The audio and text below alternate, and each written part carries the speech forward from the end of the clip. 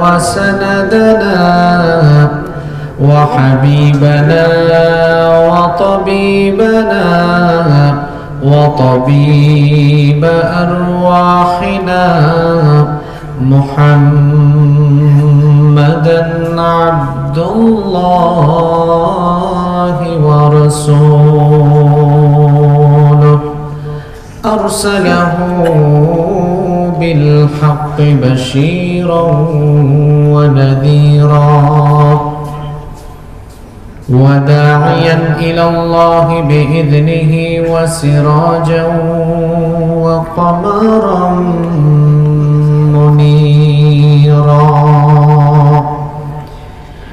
أما بعد فقد قال الله تعالى في كلامه المجيد وفي فرقانه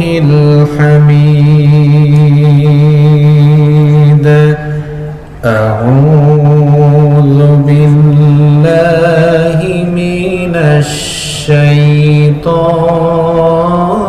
الرجيم بسم الله الرحمن الرحيم وما لكم لا تقاتلون في سبيل الله والمستضعفين من الرجال والنساء والولدان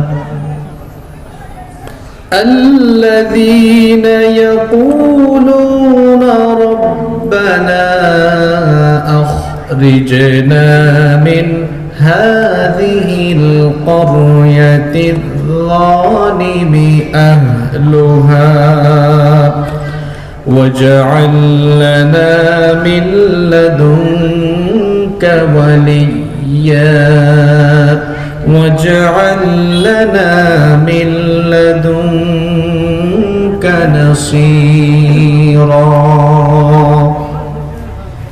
وقال تعالى في شان حبيبه إن الله وملائكته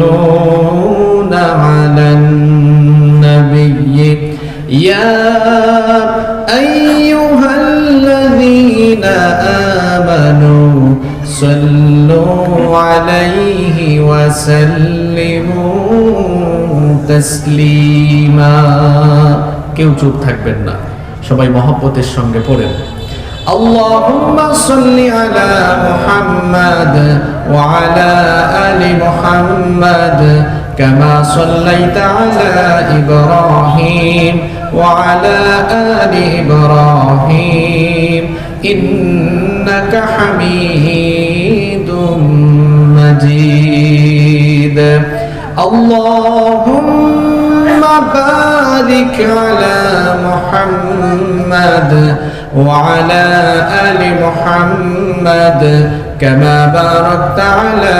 إبراهيم وعلى آل إبراهيم إنك حميد مجيد ربي زدني علما ربي زدني علما رب اشرح لي صدري ويسر لي أمري واحلل عقدة من لساني يفقه قولي سبحانك لا علم لنا إلا ما علمتنا إنك أنت العليم الحكيم صدق الله العظيم বাংলাদেশের ঐতিহ্যবাহী কুমিল্লা জেলার আদর্শ সদর উপজেলার অন্তর্গত মদিনগর গ্রামবাসীর উদ্যোগে আয়োজিত আজকের এই বার্ষিক তাফসীরুল কোরআন মাহফিলের সমাপনী অধিবেশনের মুহতারাম শ্রদ্ধাভাজন সভাপতি, আড়াইবাড়ি দরবার শরীফের সম্মানিত পীর সাহেব, আমার অত্যন্ত শ্রদ্ধেয় ব্যক্তিত্ব, যার সাথে প্রায় ৬-৭ বছর আগে থেকেই পরিচয় আছে এবং তিনি আমার বাড়িতেও গিয়েছিলেন। আলহামদুলিল্লাহ, বাংলাদেশে যতগুলো হক্কানি দরবার আছে যেখান থেকে কোরআন সুন্নাহর খেদমত হচ্ছে, তার মধ্য থেকে অন্যতম একটি দরবার হচ্ছে আড়াইবাড়ি দরবার শরীফ। ওনার মরহুম আব্বাজান অনেক খেদমত করে গিয়েছেন, আপনারা সেই সকল বিষয় সম্পর্কে অবগত আছেন। তিনি দুনিয়া ছেড়ে চলে গিয়েছেন। আমরা দোয়া করছি আল্লাহ তাআলা তার গোলামের সারা জীবনের খেদমতগুলোকে কবুল করে নিয়ে তার কবরটাকে তিনি যেন জান্নাতুল ফেরদাউস বানিয়ে দেন। আজকে এই মাহফিলের সম্মানিত সভাপতি, আড়াইবাড়ি দরবার শরীফের সম্মানিত পীর হযরত মাওলানা গোলাম পরওয়ার সাঈদী আতালাল্লাহু উমরাহু ওয়া বারাকাল্লাহু ফি হায়াতিহি, আমরা সবাই বলি আমিন। আমার আগে দীর্ঘক্ষণ কোরআন এবং সুন্নাহ থেকে অত্যন্ত তাত্ত্বিক এবং জ্ঞানগর্ভ আলোচনা পেশ করেছেন বিশিষ্ট আলেমে দ্বীন মাওলানা হাবিবুর রহমান আল ফরিদি হাফিজাহুল্লাহ ওয়া রাআহ। বক্তব্য রেখেছেন হাফেজ মাওলানা উবাইদুল্লাহ আবেদি, হাফেজ মাওলানা হেদায়েতুল্লাহ, মাওলানা শাহজালাল হেলালি, হাফেজ মাওলানা ইমাম হোসেন সাহেব সহ যারাই আলোচনা করেছেন হাফিজাহুমুল্লাহ ওয়া রাআহুম। আল্লাহ তাআলা সকলকে হায়াতান তাইয়্যিবা, সিহহাতান কুল্লিয়া দান করেন, আমরা সবাই বলি আমিন। মঞ্চে বসা আসমানের তারকার সমতুল্য শ্রদ্ধাভাজন উলামায়ে কিরাম এসেছেন, বিভিন্ন রাজনৈতিক দলের সম্মানিত নেতৃবৃন্দ, সামাজিক নেতৃবৃন্দ, আমার সামনে বসে আছেন পিতৃতুল্য সম্মানিত মুরব্বিয়ানে আযম, যুগে যুগে আল্লাহর জমিনে আল্লাহর দ্বীন প্রতিষ্ঠায় যারা অগ্রসেনানীর ভূমিকা পালন করেছেন, আমার কলিজার টুকরা প্রিয় যুবক, তরুণ এবং ছাত্র ভাইয়েরা, পর্দার আড়াল থেকে শুনছেন আমার সম্মানিতা মায়েরা, বোনেরা, উপস্থিত মিডিয়ার প্রিয় কর্মী এবং সাংবাদিক ভাইয়েরা, প্রশাসন এবং গোয়েন্দা সংস্থার সম্মানিত ভাইয়েরা, প্রাণ প্রিয় মদিনগর আদর্শ সদর তথা আমার প্রিয় কুমিল্লাবাসী, আপনারা সবাই কেমন আছেন? আলহামদুলিল্লাহ। আমাকেও জিজ্ঞেস করেছেন, শুকরিয়া আপনাদেরকে, আমাদের সবাইকে সুস্থতার সাথে বাঁচিয়ে রেখে আজকের এই সুন্দর আয়োজনে আমাদেরকে শামিল হওয়ার তৌফিক যিনি দান করেছেন, সবাই বলেন তো তিনি কে? সেই মহান রবের জন্য হৃদয়ের সবটুকু ভালোবাসা, আবেগ, অনুভূতিকে উজাড় করে দিয়ে খুশি মনে প্রাণবন্ত আওয়াজে উচ্চ কণ্ঠে কালিমাতুশ শুকর আদায় করে আমরা সকলেই পড়ছি আলহামদুলিল্লাহ। প্রিয় উপস্থিতি, প্রিয় কুমিল্লাবাসী, সময় হচ্ছে মানুষের জীবনের সবচাইতে গুরুত্বপূর্ণ সম্পদ। আরবিতে একটি প্রবাদ আছে, আল ওয়াক্তু কাসসাইফ ইল্লাম তাকতাহু ফাইন্নাহু কাতাআক, অর্থাৎ সময় হলো ধারালো তরবারির মতো, আপনি সময়কে ক্ষতবিক্ষত করতে পারবেন না, কিন্তু আপনি যদি সময়ের অপব্যবহার করেন আপনার কেরিয়ার, আপনার জীবন ক্ষতবিক্ষত হয়ে যাবে। সময়টা এতই গুরুত্বপূর্ণ, সময়কে কাজে লাগিয়ে সম্পদ অর্জন করা যায়, কিন্তু সারা দুনিয়ার সকল সম্পদ দিয়ে জীবনের ফেলে আসা বা হারিয়ে যাওয়া সময়কে আর ফিরিয়ে আনা যায় না। এজন্য মানুষের জীবনে এই সময়টা গুরুত্বপূর্ণ অ্যাসেট। আর এই সময়ের নামে এই জন্য কোরআনে সূরাও আছে না নাই? আছে, সূরা আসর আছে না? আসর ব্যাপক অর্থবোধক শব্দ। আসর মানে মহাকাল, যুগের কসম করেছেন আল্লাহ, কালের কসম করেছেন, সময়ের কসম করেছেন। সময়ের গুরুত্ব আল্লাহ আমাদেরকে বুঝিয়েছেন। তো কোরআনের মাহফিলে আমরা অনর্থক কথা বলে সময় নষ্ট করতে চাই না। প্রত্যেকটি মুহূর্তকে আমরা কাজে লাগিয়ে হিদায়াতের উদ্দেশ্যে শেষ পর্যন্ত ধৈর্য ধারণ করে আমরা যেন শুনতে পারি। আল্লাহ আমাদের সবাইকে সেই তৌফিক দান করে। প্রিয় কুমিল্লাবাসী, প্রিয় উপস্থিতি, আমি আপনাদের সামনে কোরআনুল কারীমের 4 নম্বর সূরা সূরাতুন নিসা এর মাত্র একটি আয়াতে কারিমা তেলাওয়াত করেছি। যে আয়াত আমি তেলাওয়াত করেছি এটি হচ্ছে সূরাতু আন-নিসা এর 75 নম্বর আয়াত। এই আয়াতকে সামনে রেখে এই আয়াতের আলোকে আমরা বর্তমান সময়ের চাহিদা অনুযায়ী আমাদের হেদায়েতের উদ্দেশ্যে কথা শুনব ইনশাআল্লাহ। যে সূরা থেকে আয়াত তেলাওয়াত করলাম সূরার নাম হচ্ছে সূরাতু আন-নিসা। মা মা'না আন-নিসা? হোয়াটস দ্য মিনিং অফ নিসা? নিসা এর অর্থ হলো মহিলা। কোরআনে কারীমে মহিলাদের নামে সূরা আছে, কিন্তু সূরাতুর রিজাল পুরুষের নামে আলাদা। রিজাল এই নামে কি কোরআনে কোনো সূরা আছে? ব্যক্তি কেন্দ্রিক আছে। ইউসুফ, নূহ, এরকম সূরা আছে না? আছে। কিন্তু ব্যক্তি সমষ্টির নামে অর্থাৎ পুরুষের সমষ্টি এরকম কোন সূরা কোরআনের ভেতরে নাই।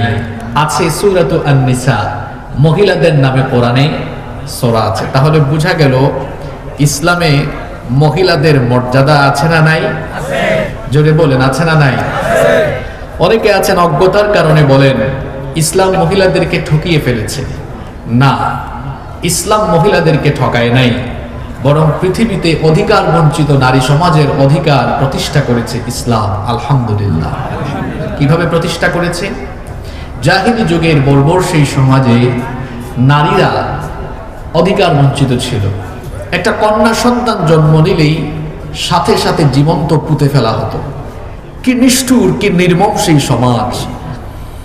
সেই সমাজে ইসলাম নারীকে কেমন মর্যাদা দিল, নারীর অধিকার ইসলাম কিভাবে প্রতিষ্ঠা করলো। আল্লাহর হাবিব বললেন, ইদা বুলিদা লিররাজুলি ইবনাতান, যখনই কোনো ঘরের মধ্যে কন্যা সন্তানের জন্ম হয় তখনই সেই ঘরের মধ্যে আল্লাহ তার রহমতের ফেরেশতা পাঠিয়ে দেন। রহমতের ফেরেশতা এসে ওই ঘরবাসী সবাইকে সালাম দেয়। তারপরে ওই রহমতের ফেরেশতারা ইয়াকতাদিফুনাহা বিআজনিহাতিহিম, তাদের রহমতের ডানা দিয়ে ওই কন্যা সন্তানের চারপাশটাকে তারা রহমতের ডানা দিয়ে আবৃত করে রাখে। আর ওই কন্যা সন্তানের মাথায় হাত বুলিয়ে বলতে থাকে, একটা দুর্বল বস্তু থেকে আরেকটা দুর্বল জিনিসের জন্ম হয়েছে। এই কন্যা সন্তানকে যারা আদর স্নেহ ভালোবাসা মায়া মমতা দিয়ে লালন পালন করবে, আল কাইয়্যিমু মুআনুন ইলা ইয়াউমিল কিয়ামা, কিয়ামত পর্যন্ত আল্লাহর সাহায্য তাদের উপর আসতে থাকবে।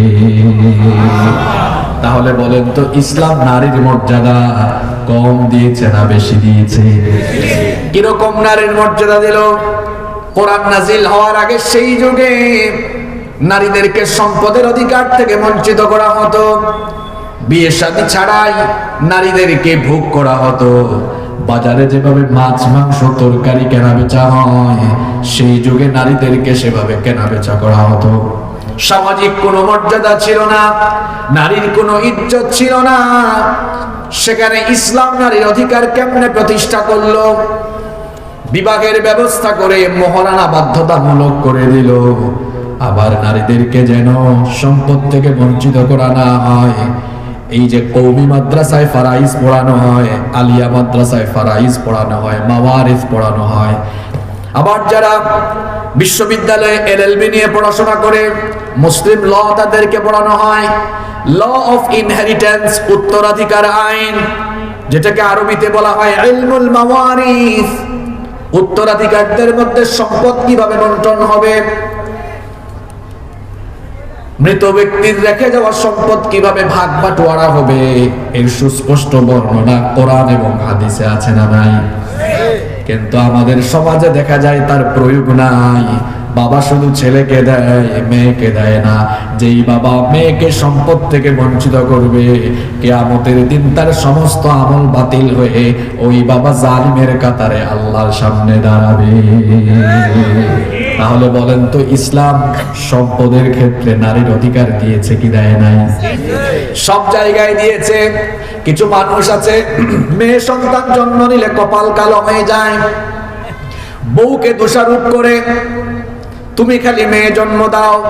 অথচ আধুনিক বিজ্ঞান বলছে সন্তান ছেলে হবে না মেয়ে হবে, এটা শুধু স্ত্রীর উপর ডিপেন্ড করে না।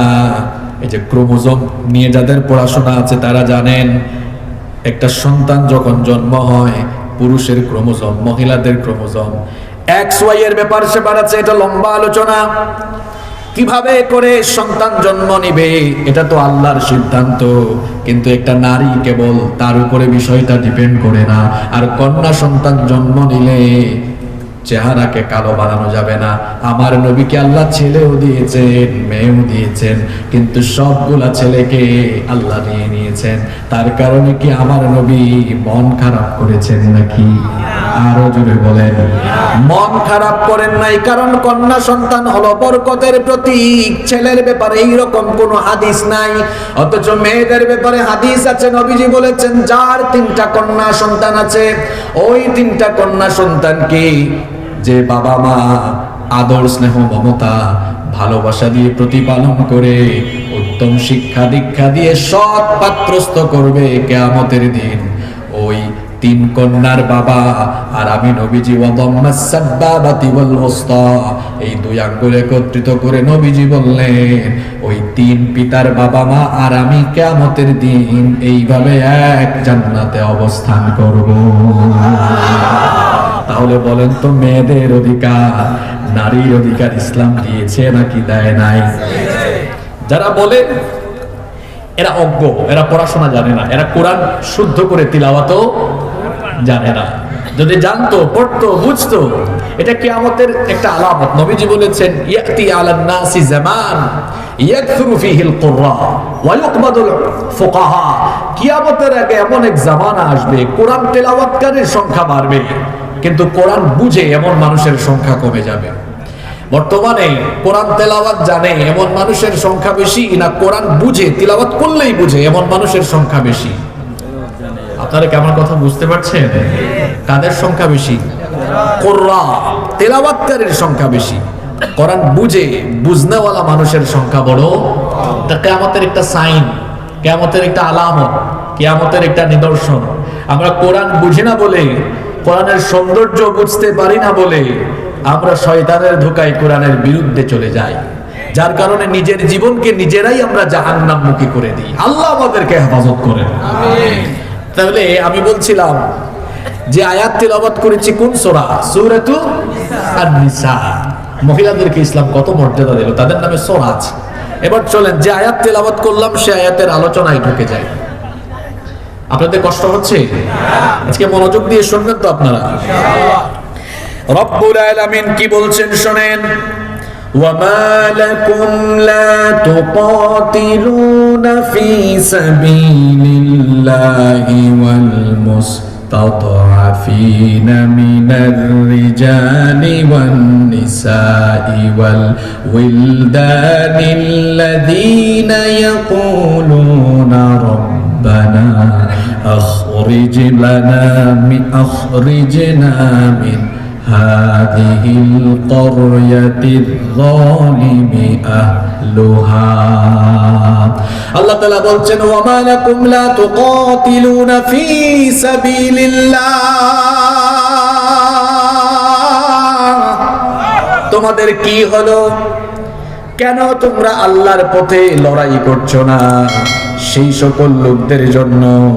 ওয়াল মুস্তাদআফিনা মিনার রিজালি ওয়ান নিসাই ওয়াল উইলদান, সেই সকল দুর্বল নারী পুরুষ এবং শিশুদের জন্য যারা নিপীড়িত নির্যাতিত হয়ে যারা বলছে আল্লাযীনা ইয়াকুলুনা রাব্বানা আখরিজনা মিন হাযিহিল ক্বরয়াতিয যালিমি আহলুহা,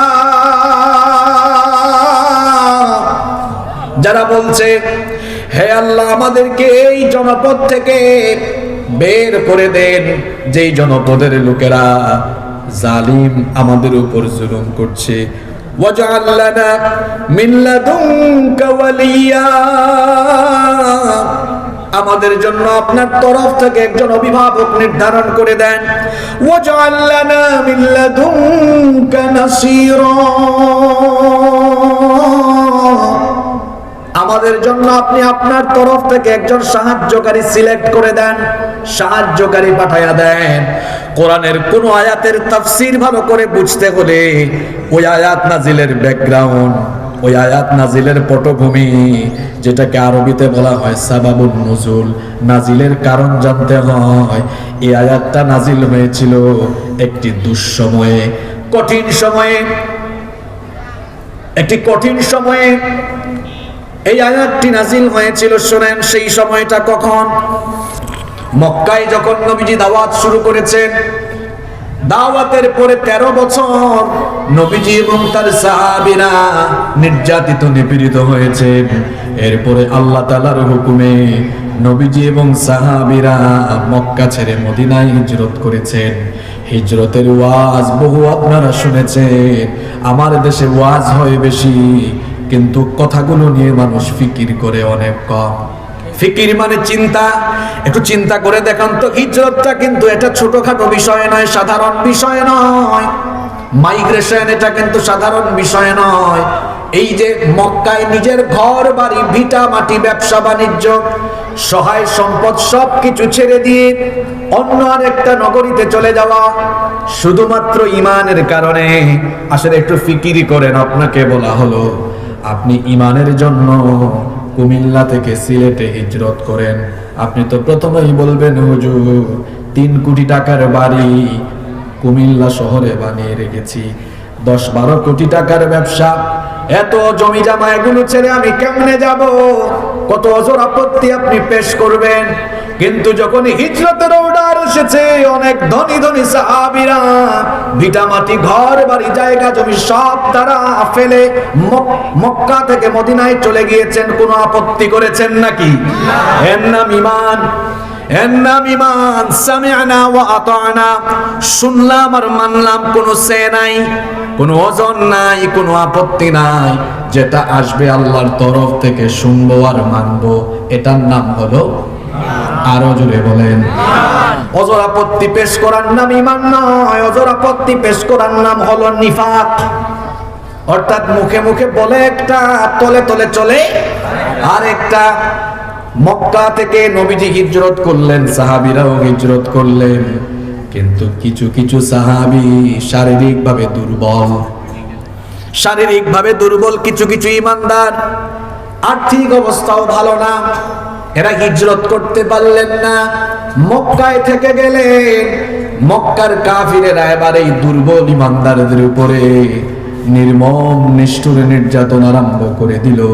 এত জুলুম করে, এত নির্যাতন করে, কিন্তু দুর্বল এই ঈমানদারদের ঈমান কেড়ে নিতে পারে না, ঈমান কেড়ে নিতে পারে না।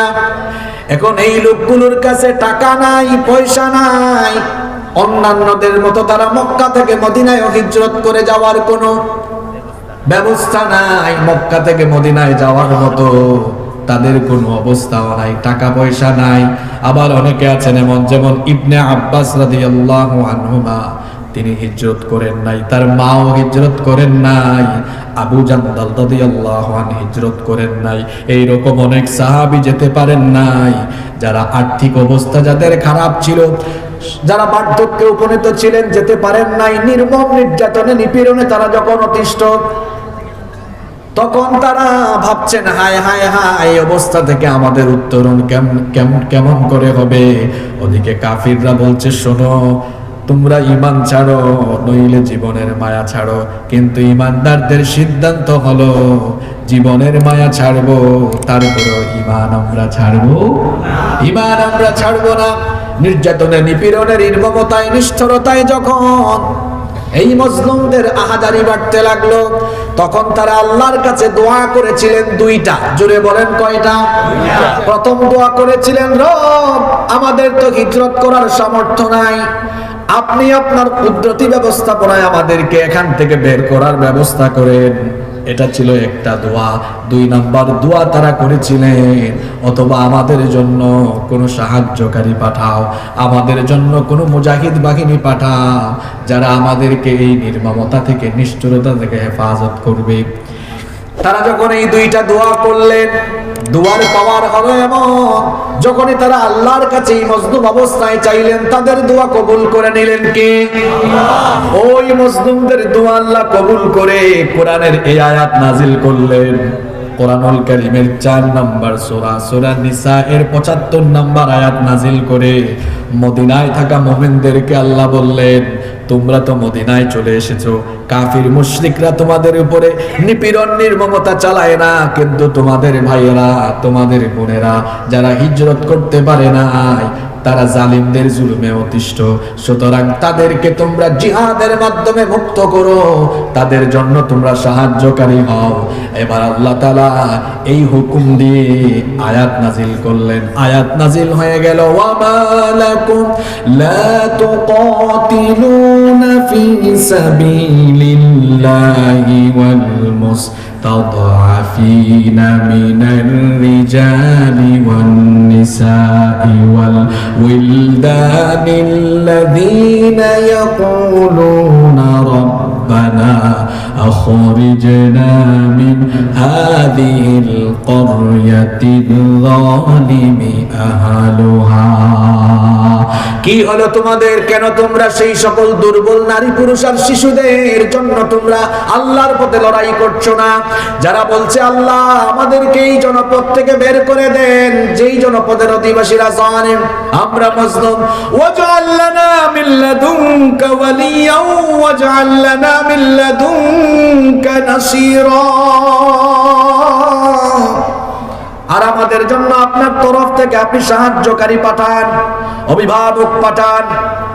আহারে দেখেন এই কথাটা আজকে কেন বললাম, এই আয়াতটা আজকে কেন টানলাম?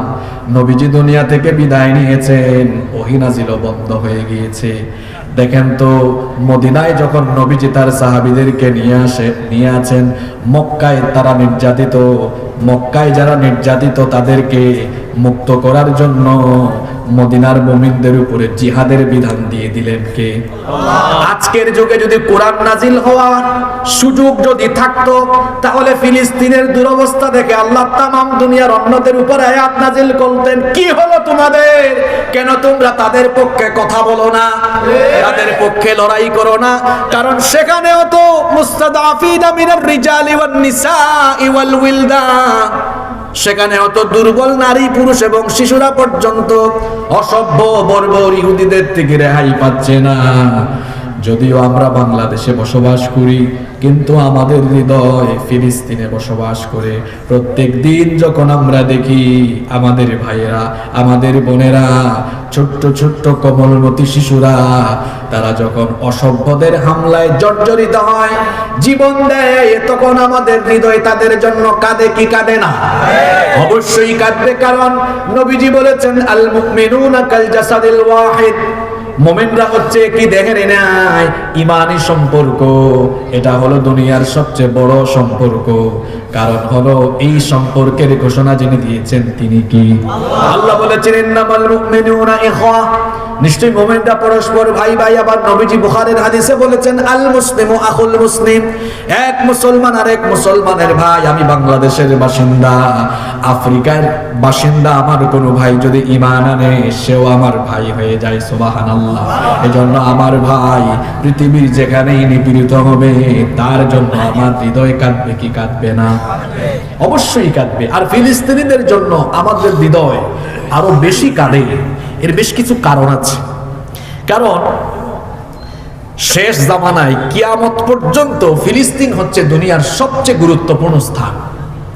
আপনারা কি মনোযোগ দিয়ে কথাগুলো শুনছেন? অনেক তথ্য পাবেন, আপনারা মন দিয়ে শুনবেন। ফিলিস্তিন হচ্ছে কিয়ামতের আগ পর্যন্ত সবচেয়ে গুরুত্বপূর্ণ স্থান। কেন? শোনেন, এই ফিলিস্তিনকে আল্লাহ তাআলা কোরআনে কারীমে 6 জায়গায় আল্লাহ তাআলা আল আরদুল মুকাদ্দাসা, পবিত্র ভূমি এবং বরকতময় ভূমি বলে সম্বোধন করেছেন। সুবহানাল্লাহ। কয় জায়গায়? এই ফিলিস্তিন কেন গুরুত্বপূর্ণ? কারণ সেখানে আমাদের আগের কিবলা মসজিদুল আকসা অবস্থিত, এবং মসজিদ আকসা সেই গুরুত্বপূর্ণ মসজিদ যেই মসজিদে দুনিয়ার সমস্ত পয়গম্বরেরা নামাজ আদায় করেছেন। মসজিদে আকসাকে কিবলা বানিয়ে নবীজি 16-17 মাস সালাত আদায় করেছেন। মসজিদে আকসা সেই মসজিদ, কোরআনে 2টা মসজিদের নাম আছে। কোরআনে কি কুমিল্লার কোন মসজিদের নাম আছে? কয়টা মসজিদের নাম আছে? মসজিদুল হারাম, মসজিদুল সুবহানাল্লাযী আসরা বিআবদিহি লাইলাম মিনাল মাসজিদিল হারাম ইলাল মাসজিদিল আকসা।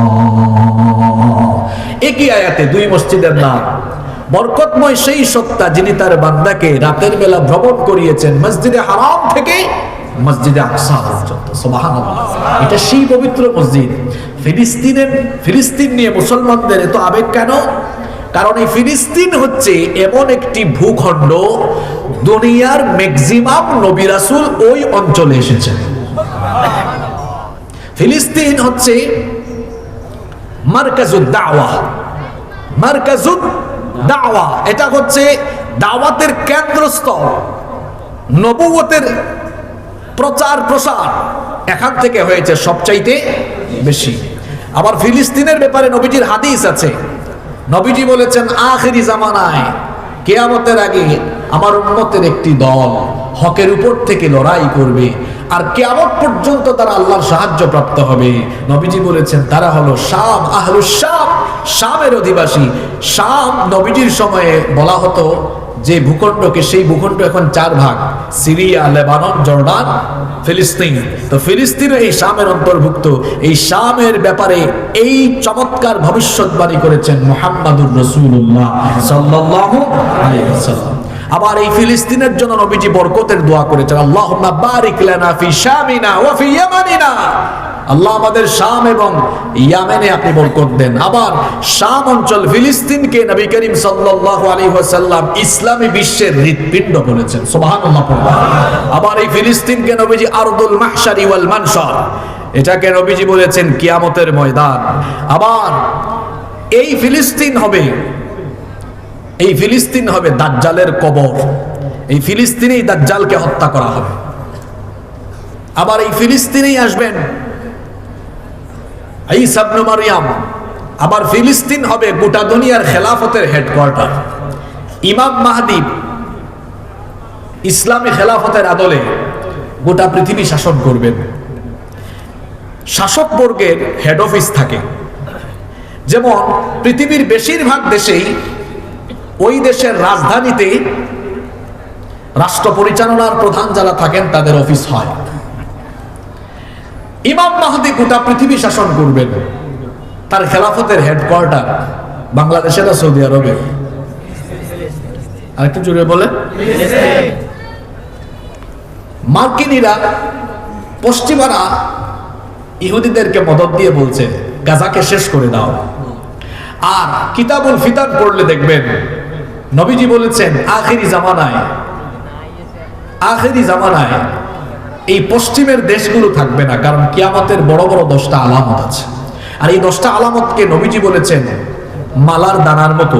কুমিল্লায় কি আপনারা দানা বলেন না পুঁতি বলেন? দানা। একটা সুতার মালা যদি ছিঁড়ে যায় দানাগুলো থাকবে না, একটা একটা করে সব পড়ে যাবে। বুখারীর হাদিসে নবীজি বলেছেন কিয়ামতের বড় বড় আলামত একটা প্রকাশিত হলেই আরেকটা এভাবে ধারাবাহিকভাবে প্রকাশিত হবে। কিয়ামতের বড় 10টা আলামত আছে, তার মধ্যে 3টা আলামত হলো সালাসাতু খুসুফুন ফিল আরদ। কিয়ামতের আগে পৃথিবীতে বড় বড় 3টা ভূমিধস হবে।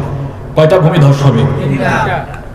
শোনেন, খাসফুন বিল মাশরিক, একটা হবে পৃথিবীর পূর্ব দিকে, ওয়া খাসফুন বিল মাগরিব, আরেকটা হবে পৃথিবীর পশ্চিমে। 3 নাম্বার ওয়া খাসফুন বিজাজিরাতুল আরব, আরেকটা হবে জাজিরাতুল আরবে। ওয়ার্ল্ড ম্যাপ, বিশ্ব মানচিত্রে আপনি দেখবেন পৃথিবীর পশ্চিমে কোন কোন দেশ। আমেরিকা আর তাদের গোলাম কিছু দেশ আছে যারা ইহুদিদেরকে মদদ দিয়ে বলছে ফিলিস্তিনকে শেষ করে দাও।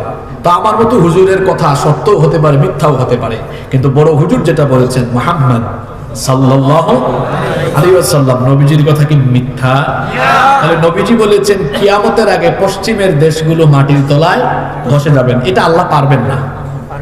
দেখছেন আওয়াজ, দেখছেন? এটা আল্লাহ পারবেন না। আপনাদের বিশ্বাস হয়? গত বছর তুরস্ক এবং সিরিয়ায় এক রাতে ৬,০০০ বিল্ডিং কে শেষ করে দিয়েছেন কে? সে আল্লাহর ক্ষমতা নাই? তাহলে যে পশ্চিমা সম্প্রদায় বলছে ফিলিস্তিনকে শেষ করে দাও, নবীজির হাদিসের আলোকে আমরা বলছি ফিলিস্তিন থাকবে, তোমাদের মতো অসভ্যরা পৃথিবীর মানচিত্র থেকে হারিয়ে যাবা। আমরা মৃত্যুর আগে এটা দেখতে পারবো কিনা জানি না। এই বক্তব্য যদি ইউটিউবে থাকে আর কি, আমরা যদি না দেখি, আমাদের পরবর্তী প্রজন্ম যেন এই বক্তব্যকে, নবীজির এই হাদিসকে তাদের হায়াতের সাথে মিলিয়ে নেয়। বিশ্ব মানচিত্রে আমেরিকা বলতে কোনো দেশ থাকবে না। আর যে ফিলিস্তিনকে বলতে শেষ করে দাও, নির্যাতিত ফিলিস্তিনিরা আগামীর বিশ্বকে শাসন করবে ইনশাআল্লাহ। আপনাদের সন্দেহ আছে? আল্লাহ বলছেন কেন তোমরা দুর্বলদের পক্ষে কথা বলছো না? যারা নির্মমতায়, নিষ্ঠুরতায় জর্জরিত, কেন তোমরা তাদের পথে লড়াই করছো না? লড়াই মানে শুধু মারামারি নয়। কেন তাদেরকে হেফাজতের জন্য, কেন তোমরা তাদের পাশে দাঁড়াচ্ছ না? 200 কোটি মুসলমান কেউ কেউ বিবৃতি দিয়ে দায়িত্ব শেষ করেছেন, কেউ আবার ঔষধ পাঠাচ্ছেন, কেউ টাকা পয়সা পাঠাচ্ছেন। আর আমরা কি দেখছি? কাফির কাফির ভাই ভাই, তারা অর্থও দিচ্ছে, অস্ত্রও দিচ্ছে, রণতরীও দিচ্ছে, এক দেশ থেকে উড়ে এসে অন্যদের পাশেও দাঁড়াচ্ছে। কাফির কাফির কথা বলছেন না কেন? ভাই ভাই। মুসলমানরা কেমন? আরে আমি বললে যদি আমার সবকিছু ঠিকঠাক না থাকে, নিজের স্বার্থের দিকে তাকায় আছে। কেউ বা বলছে আল্লাহ তাআলাই হেফাজত করবেন, মানে অবস্থা এমন যে আসমান থেকে আবাবিলের অপেক্ষায় আছে। আবাবিল যদি আসেও, এটা কাফিরদের জন্য গজব হয়ে আসবে না, এই আবাবিল 200 কোটি মুসলমানদের জন্য গজব হয়ে আসবে। কেউ কেউ বলছে হুজুর পারবে কেমনে? যেমন আমাদের দেশে ঘুমটাওয়ালা কিছু শায়েখ আছে না, আমি এদের কিছু বক্তব্য শুনি। তারা বলছে যে ফিলিস্তিনিরা আত্মহত্যার মতো কাজ করেছে। তারা কেন ইহুদিদের বিরুদ্ধে এই কাজটা করলো? কেন তারা হামলা চালালো? আর ঘুমটাওয়ালারা 70 বছরের নির্যাতন নিয়ে কথা বললো না। গ্রামে গঞ্জে মানুষ বলে যে যার নুন খায় সে নাকি তার গুণ গায়। এত গুণকীর্তন কেন? তাহলে কি সত্যি সত্যি তাদের নুন খেয়েছেন বলেই কি তাদের গুণ গাচ্ছেন নাকি এই দেশের মানুষ জানতে চায়। 70 বছর ধরে তাদের চলে আসা নির্মমতা নিয়ে কোনো কথা নাই, বার্তা নাই। আরেকজন তো বলেই ফেলেছেন ইহুদিরা ভালো হয়ে গেছে, শিরক করে না, মূর্তি পূজা করে না। অথচ শিরক কি শুধু মূর্তি পূজায় হয়? এদের আকীদার কথা তো আল্লাহ কোরআনেই বলেছেন, ওয়াকালাতিল ইয়াহুদু উযাইরুন ইবনুল্লাহ। শুধু তাই নয়, তাদের আকীদা হলো নাহনু আবনাউল্লাহি ওয়া আহিব্বাউহু। চিন্তা করেছেন কি কথা? আলেমরা তো বুঝে ফেলেছেন আমরা আল্লাহর ছেলে এবং তার প্রিয়, তার নৈকট্যশীল। নাউযু বিল্লাহি মিন যালিক। এরা বাংলাদেশে মুসলমানদের বিভক্তির পেছনে সবচেয়ে বেশি অবদান এদের, কারণ এরা আমাদের মসজিদগুলোতে আলাদা সাইনবোর্ড লাগিয়েছে। আমরা আরব দেশগুলোতে যখন সফর করি তখন থেকে আমিন জুড়ে বলা, আসতে বলা, মোনাজাত করা না করা, হাত বুকে বাঁধা, নাভিতে বাঁধা, এগুলো নিয়ে কোনো মারামারি নাই। কুমিল্লার মানুষ অনেক ধনী মানুষ, হজ উমরায় গিয়েছেন না আপনারা? হারামে কোনো ভাগাভাগি দেখেছেন? মারামারি দেখেছেন? আর ঘুমটাওয়ালারা কি করেছে? শুধু জুড়ে আর আসতে, হাত তোলা আর না তোলা, বুকে বাঁধা আর নাভিতে বাঁধা নিয়ে তারা আলাদা সাইনবোর্ডের মসজিদ বানিয়ে মুসলমানদেরকে দলে দলে ভাগ করে মুসলমানের ঘরে আগুন লাগিয়ে দিয়েছে। উম্মতের ঘরে আগুন লেগেছে, তারা কেরোসিন নিয়ে এসেছে কোথা থেকে, কেরোসিন ঢেলে আরো আগুন লাগাই দিচ্ছে। আর এদেশের হক্কানি রব্বানি ওলামায়ে কেরাম চেষ্টা করছেন সকল মাসলাকের, সকল তরিকার আলেমদেরকে, সকল মুসলমানদেরকে ঐক্যবদ্ধ করার। সেই সময় ঘুমটাওয়ালারা কোথা থেকে জানি তেল আর কেরোসিন নিয়ে এসে তারা আমাদের মসজিদগুলো পর্যন্ত ভাগ করে দিয়ে আমাদের মধ্যে মারামারি আরো লাগাই দিচ্ছে। এদের থেকে সবাইকে সাবধান থাকতে হবে। আল্লাহ আমাদেরকে হেফাজত করেন। তারা বলছে এটা আত্মহত্যার সামিল, তারা কি পারবে? তো বদরে যখন নবীজি 313 জন নিয়ে গিয়েছেন, কয়জন? মুসলমানদের অবস্থা কি তখন ভালো? ওই কাফিররা আসছে কত, তখন কি নবীজি বলছেন আমাদের কাছে কিচ্ছু নাই, গেলেই আমরা, এটা আত্মহত্যার মতো শামিল, এটা বলেছেন? সাহাবীরা কি বলেছেন? ইমদিলি মা আরাকাল্লাহ নাহনু মাক। বুখারীর হাদিস বলেছেন ইয়া রাসূলুল্লাহ সাল্লাল্লাহু আলাইহি ওয়াসাল্লাম, আল্লাহ যেদিকে আদেশ করেছেন আমাদেরকে নিয়ে যান। ওয়াল্লাহি, মিকদাদ রাদিয়াল্লাহু আনহু বলেছিলেন ওয়াল্লাহি লা নাকুলু লাকা কামা ক্বালাত বানু ইসরাঈল লিমূসা ইযহাব আনতা ওয়া রাব্বুকা ফাকাতিলা ইন্না হাহুনা কাঈদুন। বনি ইসরাঈলের মতো আমরা বেয়াদবি করে বলবো না, আপনি আর আপনার আল্লাহ গিয়ে যুদ্ধ করেন, আমরা এখানে বসে বসে দেখি, আমরা এটা বলবো না। বরং আমরা 313 জন সংখ্যায় কম, আমাদের অস্ত্র শস্ত্রও কম, আমরা দুর্বল থাকলেও আমরা এটা বলবো না। আমরা ঘোষণা দিচ্ছি আপনাকে বদরের ময়দানে, ইযহাব আনতা ওয়া রাব্বুকা ফাকাতিলা ইন্না মাআকুমা মুকাতিলুন। যতক্ষণ আমাদের দেহে প্রাণ থাকবে ততক্ষণ আমরা আল্লাহর দিনে বিজয়ের জন্য লড়াই চালিয়ে যাব। আল্লাহু আকবার। এর নাম ঈমান। ঈমানদারের তাওয়াক্কুল থাকে একজনের উপরে, তিনি কি? আল্লাহ। আজকে এই আয়াতের তাফসীর করার জন্য আমি দুইটা চমৎকার ঘটনা কোরআন থেকে শোনাবো। বাইতুল মুকাদ্দাসের বিজয়, ফিলিস্তিনের বিজয় হাজার হাজার বছর আগেও অস্ত্র দিয়ে হয় নাই, জনবল দিয়ে হয় নাই, সামরিক বল, অর্থ বল, কোনো কিছু দিয়েই বিজয় আসে নাই। বিজয় এসেছে ঈমান আর আল্লাহর সাহায্যের মাধ্যমে। কয়টা কথা বললাম? ঈমান মুখস্থ করতে হবে, ঈমান